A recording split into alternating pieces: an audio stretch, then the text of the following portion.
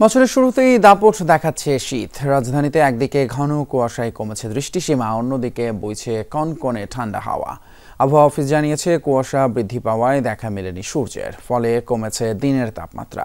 চলতি মাসে সারা দেশে কয়েক দফায় বইতে পারে শৈত্যপ্রবাহ, ভোগান্তি বাড়বে খেটে খাওয়া মানুষের। সারা দেশের তুলনায় রাজধানীতে শীতের তীব্রতা কিছুটা কম, তবে জীবনের চাকা তো থেমে থাকা নয়। হাড় কাঁপানো শীতের মধ্যেই কাজে নামেন নগরবাসী। আবহাওয়া অফিসের পূর্বাভাস, তীব্র ঠান্ডা থাকবে আরও কয়েকদিন। জানুয়ারির মাঝামাঝি আরও বাড়বে শীতের প্রকোপ। বৃহস্পতিবার রাজধানীতে 13.6 ডিগ্রি সেলসিয়াস তাপমাত্রা ছিল। সারা দেশের মধ্যে চুয়াডাঙ্গায় সর্বনিম্ন তাপমাত্রা রেকর্ড করা হয় 9.8 ডিগ্রি সেলসিয়াস। তাপমাত্রা হঠাৎ করে 4-5 ডিগ্রি কমে যায়, সেক্ষেত্রে তীব্র শীত অনুভূত হয়। শুধু এটা ঢাকায় না, পুরো দেশে একই অবস্থা, যেহেতু ঘন কুয়াশা রয়েছে। 6-7 তারিখে পরে প্রথমে মৃদু থেকে মাঝারি কোল্ড ওয়েভ আসবে, তারপরে স্পেলে আবার একটু তাপমাত্রা বাড়বে। সেকেন্ড উইক বা থার্ড উইকে যায় অনেক জায়গায় তাপমাত্রা মৃদু থেকে মাঝারি, এমনকি কিছু কিছু জায়গায় তীব্র কোল্ড ওয়েভ আসার সম্ভাবনা রয়েছে। এদিকে শীতে কাহিল হয়ে পড়ে সারা দেশের জনজীবন, বইছে হিমেল হাওয়া। অনেক জায়গায় দেখাই পাওয়া যায়নি সূর্যের, বেশি বিপাকে হত দরিদ্ররা। সর্বনিম্ন তাপমাত্রা রেকর্ড হয়েছে চুয়াডাঙ্গায়। সামনে তাপমাত্রা আরও কমার পূর্বাভাস দিয়েছে আবহাওয়া অফিস। কুড়িগ্রাম, দিনাজপুর, লালমনিরহাট, পঞ্চগড় সহ আশপাশের জেলাগুলোতে কম বেশি একই চিত্র। কুয়াশার কারণে ব্যাহত যানবাহন চলাচল, হেডলাইট জ্বালিয়ে চলছে গাড়ি। নদী তীরবর্তী দুর্গম চরাঞ্চলের মানুষের কষ্ট সবচেয়ে বেশি। বৃহস্পতিবার দেশের সর্বনিম্ন তাপমাত্রা 9.8 ডিগ্রি সেলসিয়াস রেকর্ড করা হয় দক্ষিণ পশ্চিমাঞ্চলের জনপদ চুয়াডাঙ্গায়। আশপাশের জেলাতেও শীতের দাপট, সূর্যের দেখা মিললেও কাহিল জনজীবন। আবহাওয়া অফিস বলছে, সামনে তাপমাত্রা আরও কমতে পারে। চলতি মাসে সারা দেশে কয়েক দফায় বইতে পারে শৈত্যপ্রবাহ। শীতের কারণে বাড়ছে ঠান্ডাজনিত রোগবালাই, যা আক্রান্তদের বেশিরভাগই শিশু। আগামী 2 মাসের মধ্যে 8 থেকে 10টি মৃদু থেকে মাঝারি ধরনের শৈত্যপ্রবাহ বয়ে যাওয়ার সম্ভাবনা রয়েছে এবং 2 থেকে 3টি তীব্র ধরনের শৈত্যপ্রবাহ, যেটাকে আমরা 4 থেকে 6 ডিগ্রি সেলসিয়াস তাপমাত্রা বলি, এই ধরনের শৈত্যপ্রবাহ বয়ে যাওয়ার সম্ভাবনা আমাদের উত্তর পশ্চিম অঞ্চলে, বিশেষ করে মধ্য অঞ্চলে রয়েছে। অর্থবছর শেষ হতে এখনও বাকি 6 মাস। বছরের মাঝপথে এসে পণ্য এবং সেবাতে শুল্ক কর বাড়ানোর উদ্যোগ নিয়েছে সরকার। বিলাসবহুল ছাড়াও সাধারণ মানুষের ব্যবহার্য পণ্যেও বসছে ভ্যাট। মূল্যস্ফীতির এই সময়ে মরার ওপর খাড়ার ঘা হয়ে সামনে আসছে এই সিদ্ধান্ত। উপদেষ্টা পরিষদের সভায় শুল্ক বৃদ্ধির সিদ্ধান্ত হয়েছে। 2-1 দিনের মধ্যে তা কার্যকর করবে এনবিআর। ভোক্তারা বলছেন, আয় না বাড়লেও ব্যয় বাড়ছে কেন? হঠাৎ করে নেয় এমন সিদ্ধান্তে দুর্ভোগ বয়ে আনবে বলে মনে করছেন এনবিআর এর সাবেক চেয়ারম্যান ডক্টর নাসির উদ্দিন। মানুষ তেমনি চাপে আছে, আমি সাধারণ মানুষের কথা বলছি। এবং আর যে কোনো জিনিস একটা প্ল্যান রয়েতে করা ভালো। 7.5কে 15 করলেন বা 5কে 15 করলেন, এইটা তো মুখ্য বিষয় না। মুখ্য বিষয় এনফোর্স আপনি করতে পারছেন না। যেগুলো এক্সিস্টিং আছে, ট্যাক্সেস আছে, সেটা ভিএটি হোক, সাপ্লিমেন্ট ডিউটি হোক, অন্য অন্য ক্ষেত্রে হোক, সেগুলোকে আমরা সঠিকভাবে আদায় করতে পারছি কিনা। 43 পণ্য এবং সেবার কর বৃদ্ধির সিদ্ধান্তে জিনিসপত্রের দামে প্রভাব পড়বে না বলে দাবি করেছেন অর্থ উপদেষ্টা ডক্টর সালেহউদ্দিন আহমেদ। ক্রয় সংক্রান্ত উপদেষ্টা পরিষদের বৈঠক শেষে তিনি বলেন, যেসব ক্ষেত্রে কর বাড়ছে তা অতি প্রয়োজনীয় নয়, বরং প্রয়োজনীয় নিত্যপণ্যের কর পুরোপুরি কমিয়ে দিয়েছে সরকার। আইএমএফের প্রেসক্রিপশনে নয়, রাজস্ব ঘাটতি কমাতেই কর বৃদ্ধি বলে জানিয়েছেন অর্থ উপদেষ্টা। ক্রয় সংক্রান্ত উপদেষ্টা কমিটির বৈঠকে 171.95 টাকা দরে 1 কোটি 10 লিটার সয়াবিন তেল এবং প্রতি কেজি 94.95 টাকা দরে 10,000 মেট্রিক টন মসুরের ডাল কেনার সিদ্ধান্ত হয়েছে।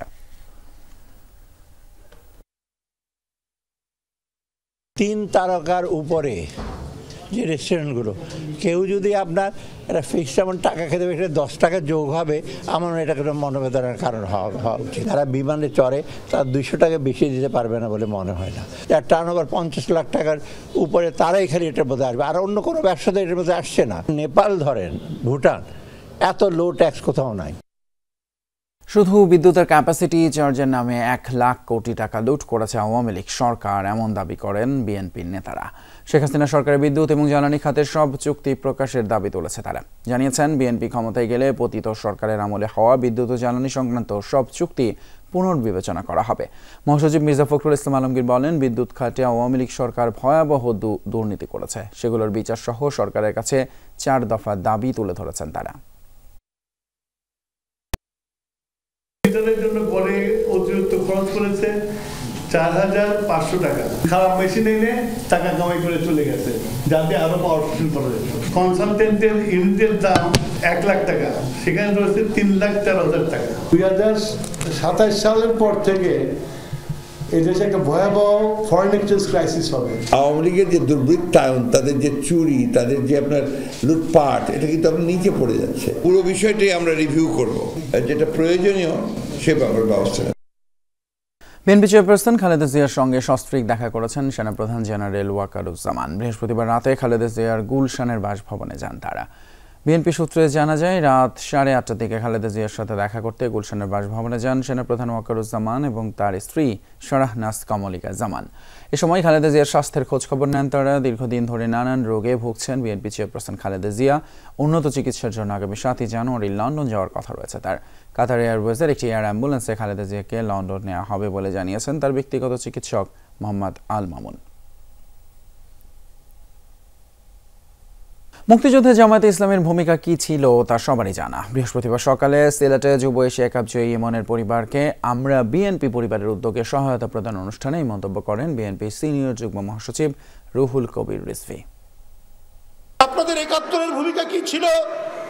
আপনারা কোন সেক্টর কমান্ডারের আন্ডারে যুদ্ধ করেছেন? বাংলাদেশে কেউ দেশপ্রেমিক নেই, শুধু একটি রাজনৈতিক দল দেশপ্রেমিক। এই ধরনের বিভ্রান্তির আপনারা তৈরি করলে মানুষ হাসবে। যুব দলের সভাকে কেন্দ্র করে কুমিল্লায় বিএনপির 2 গ্রুপের মধ্যে ধাওয়া পাল্টা ধাওয়া হয়েছে। পুড়িয়ে দেওয়া হয়েছে 4টি মোটরসাইকেল। বৃহস্পতিবার বিকেলে মনোহরগঞ্জের লাকসাম উপজেলা বিএনপির আহ্বায়ক আবুল কালাম সমর্থিত যুবদল নেতাকর্মীরা সভার আয়োজন করে। এতে অংশ নেন জেলা যুবদলের নেতারাও। এ সময় একই দলের সাবেক সংসদ সদস্য অবসরপ্রাপ্ত কর্নেল আজিমের কর্মী সমর্থকরা মিছিল বের করলে 2 গ্রুপের মধ্যে উত্তেজনা দেখা দেয়। দফায় দফায় ধাওয়া পাল্টা ধাওয়ার ঘটনা ঘটে। পরে পরিস্থিতি নিয়ন্ত্রণে আনে পুলিশ। এর আগেও আধিপত্য বিস্তারের জেরে 2 গ্রুপের মধ্যে একাধিকবার সংঘর্ষ হয়েছে।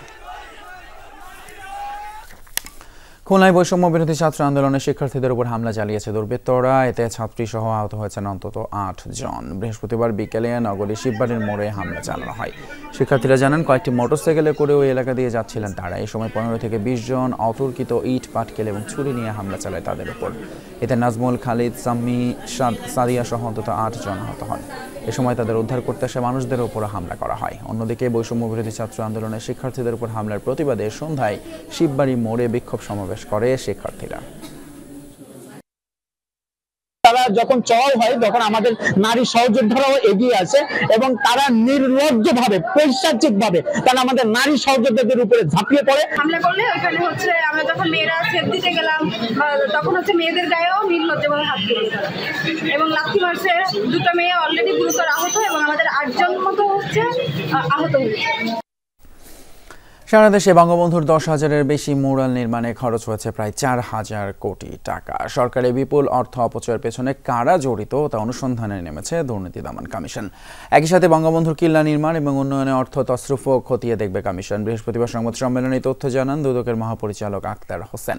এদিন বেশ কয়েকটি মামলাও করে দুদক। অবৈধ সম্পদ অর্জনের অভিযোগে বিএফআইইউ এর সাবেক প্রধান মাসুদ বিশ্বাস এবং তার স্ত্রীর বিরুদ্ধে 2 কোটি টাকার অবৈধ সম্পদ অর্জনের অভিযোগ আনা হয়েছে। চুয়াডাঙ্গা 1 আসনের সাবেক এমপি সোলাইমান হক জুয়াদ্দার এবং তার স্ত্রীর বিরুদ্ধেও 11 কোটি টাকার অবৈধ সম্পদের প্রমাণ মিলেছে। আর নতুনভাবে ব্যাংকে 134 কোটি টাকার অস্বাভাবিক লেনদেনের অভিযোগে সাংবাদিক মুন্নি শাহ এবং তার স্বামী কবির হোসেন তাপসের বিরুদ্ধে অনুসন্ধানের সিদ্ধান্ত নিয়েছে দুদক। 1,000 কোটি টাকা ব্যয়ে নির্মাণের অভিযোগের প্রেক্ষিতে এই কমিশন কর্তৃক এই বিষয়ে অনুসন্ধানের সিদ্ধান্ত গৃহীত হয়েছে। দেশ জুড়ে মুজিব কিল্লা নির্মাণ সংস্কার উন্নয়ন প্রকল্প পরিচালক, সংশ্লিষ্ট ঠিকাদার অন্যান্যের বিরুদ্ধে হাজার হাজার কোটি টাকা তছরুপ, অতিরিক্ত বিল দেয়া সহ বিভিন্ন অনিয়মের বিষয়ে অনুসন্ধানের সিদ্ধান্ত গৃহীত হয়েছে। বাংলাদেশ সেনাবাহিনীর শীতকালীন ম্যানুভার অনুশীলন 2024-25-এর মহড়া স্থগিত করা হয়েছে। ঘন কুয়াশার কারণে প্রধান উপদেষ্টা ডক্টর মোহাম্মদ ইউনূস প্রশিক্ষণ স্থলে যেতে না পারায় এই মহড়া স্থগিত করা হয়। রাজবাড়ীর কালুখালী উপজেলার রাজবাড়ী মিলিটারি ট্রেনিং এরিয়া, চর খাপুর এবং চর রামনগর এলাকায় মহড়ার আয়োজন করা হয়। এবার সেনাবাহিনীর 55 পদাতিক ডিভিশনের ব্যবস্থাপনায় এই শীতকালীন ম্যানুভার অনুশীলনের আয়োজন করা হয়েছিল। অন্তর্বর্তী সরকারের প্রধান উপদেষ্টা ডক্টর মোহাম্মদ ইউনূসের উপস্থিতিতে আনুষ্ঠানিকভাবে শেষ হওয়ার কথা ছিল প্রশিক্ষণ। তবে বৈরী আবহাওয়ায় অনুষ্ঠানের স্থলে যেতে পারেননি প্রধান উপদেষ্টা। পরবর্তীতে প্রধান উপদেষ্টার অংশগ্রহণ নিশ্চিত করে মহড়ার দিন নির্ধারণ করা হবে। আগামী মার্চ থেকে সকল সরকারি আমদানি রপ্তানি সেবা প্রক্রিয়া ডিজিটাল মাধ্যমে সম্পন্ন করতে হবে জানিয়েছেন অর্থ উপদেষ্টা সালেউদ্দিন আহমেদ। বৃহস্পতিবার রাতে রাজধানীর একটি হোটেলে আমদানি রপ্তানি সহজতর করতে বাংলাদেশ সিঙ্গেল উইন্ডোর উদ্বোধনে কথা বলেন তিনি। বলেন, গত 15 বছরে আইটিতে খরচ বাড়লেও কার্যকর হয়নি। আগামীতে যে সরকারি আসুক না কেন ডিজিটালাইজেশন প্রক্রিয়াতে এগোতে হবে। অনুষ্ঠানে এছাড়াও উপস্থিত ছিলেন পরিবেশ, বন ও জলবায়ু মন্ত্রণালয়ের উপদেষ্টা সৈয়দা রিজওয়ানা হাসান। সরকারি সকল সেবা প্রক্রিয়ায় আধুনিক নিয়ম কার্যকরের উপর জোর দেওয়ার আহ্বান জানান তিনি। এটা ইরিভার্সিবল। আগামীতে যে সরকারি আসুক না কেন আর খাতা কাগজে আর বিভিন্ন মাল্টিপল উইন্ডোতে আর যেতে পারবে না। I think that is the greatest contribution. আর যদি আমরা ডিজিটালাইজেশন না করি আমরা এগোতে পারবে না। বাংলাদেশ সত্যিকার অর্থে ডিজিটালাইজড হোক, সত্যিকার অর্থে আমরা একটা পেপারলেস কালচারে যাই, সত্যিকার অর্থে আমরা ইনভেস্টরদেরকে সেবা দেই এবং এই যে ব্যুরোক্রেটিক বার্ডেন অ্যান্ড হ্যাসেল যেটাকে আমরা নিয়ম বলতে পছন্দ করি, এই নিয়ম ভেঙে আমরা আধুনিক নিয়মের দিকে। সংস্কারের আগে নির্বাচন নয় আর নতুন নেতৃত্ব ছাড়া নতুন রাজনৈতিক বন্দোবস্ত হবে না বলে উল্লেখ করেছেন গণ অধিকার পরিষদের সভাপতি নুরুল হক নূর। বৃহস্পতিবার দুপুরে রাজধানীর কাকরাইলে ডিপ্লোমা ইঞ্জিনিয়ার্স ইনস্টিটিউটে বাংলাদেশ ডেন্টাল হেলথ সোসাইটির এক আলোচনা সভায় কথা বলেন তিনি। বৈষম্য বিরোধী আন্দোলনে নিহত এবং আহতদের স্মরণে আয়োজিত আলোচনা সভায় বক্তারা ডিপ্লোমা ডেন্টিস্টদের নানান বৈষম্যের অভিযোগ তুলে ধরেন। বলেন, বিগত সরকারের আমলে বিডিএস চিকিৎসকরা ডিপ্লোমা ডেন্টাল চিকিৎসকদের এক প্রকার নিষিদ্ধই করে রেখেছিল। নতুন প্রেক্ষাপটে নিজেদের পেশায় আবারও মানুষের চিকিৎসায় নিয়োজিত হতে চান কোয়াক চিকিৎসকরা। প্রধান অতিথির বক্তব্যে নূর বলেন, বাংলাদেশের জনসংখ্যার অনুপাতে চিকিৎসক খুবই কম, তাই উন্নত ট্রেনিং দিয়ে ডিপ্লোমা ডেন্টাল চিকিৎসকদের মাধ্যমে জনগণের সেবা করার সুযোগ দেওয়া উচিত। ধরেন বিএনপিও না, জামাতও না, জাতীয় নির্বাচন আগে স্থানীয় নির্বাচন দেখ, তাদের নিরপেক্ষতা কর্মদক্ষতা প্রকাশ পাবে, পরিবেশটাও বোঝা যাবে, প্লাস নতুন নেতৃত্ব সৃষ্টি হবে। আমরা যেটা বলছি যে নেতৃত্ব প্রয়োজন, নতুন নেতৃত্ব আসা দরকার।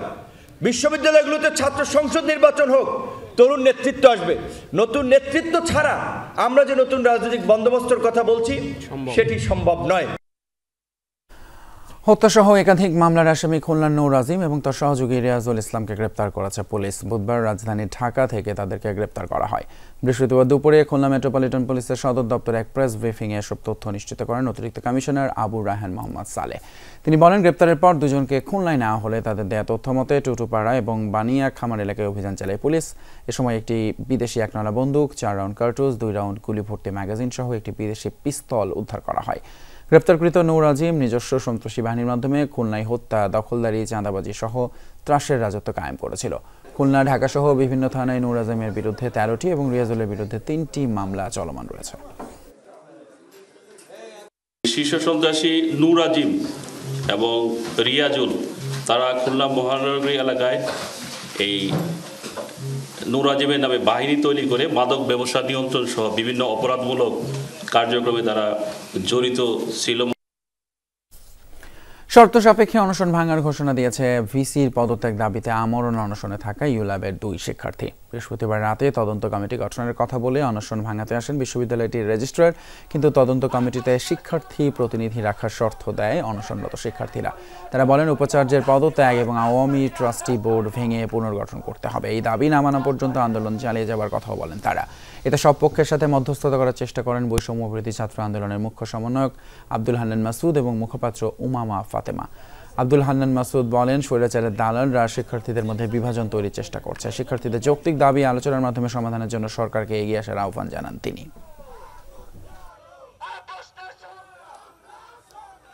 যতদিন পর্যন্ত আমাদের ট্রাস্টি বডি থেকে এই আওয়ামী ফ্যাসিবাদের সফট উইং দোসররা না নামবে ততদিন পর্যন্ত আমরা আন্দোলন করে যেতে থাকবো। শিক্ষা উপদেষ্টার মাধ্যমে যেন একটা তদন্ত কমিটি গঠন করে যে অভিযোগগুলো শিক্ষার্থীরা দিয়েছে বিশ্ববিদ্যালয় প্রশাসন এবং ভিসি প্রভিসির বিরুদ্ধে, যেন তারা তদন্ত করে সত্যতা যাচাই করে যেন ব্যবস্থা নিতে পারে। আগারগাঁওয়ের ইনস্টিটিউট অব আর্কিটেক্টস বাংলাদেশে অনুষ্ঠিত হলো 11তম Berger award for excellence in architecture প্রদর্শনীর উদ্বোধনী অনুষ্ঠান। আগামী 6 জানুয়ারি পর্যন্ত প্রতিদিন বিকেল 3টা থেকে রাত 8টা পর্যন্ত চলা এই প্রদর্শনী উন্মুক্ত থাকবে সকলের জন্য। এই প্রদর্শনীতে 11তম BAE পুরস্কার প্রতিযোগিতায় জমা দেয়া 72টি প্রকল্প প্রদর্শিত হচ্ছে, যার মধ্যে 6টি পুরস্কৃত প্রকল্প বিশেষভাবে তুলে ধরা হয়েছে। Berger award for excellence in architecture প্রতিযোগিতা বার্জার পেন্টস বাংলাদেশ লিমিটেড এবং ইনস্টিটিউট অব আর্কিটেক্টস বাংলাদেশের যৌথ উদ্যোগে আয়োজিত এই প্রতিযোগিতায় স্থাপত্যকর্মকে সম্মানিত করার উদ্দেশ্যে চালিত হয়ে থাকে।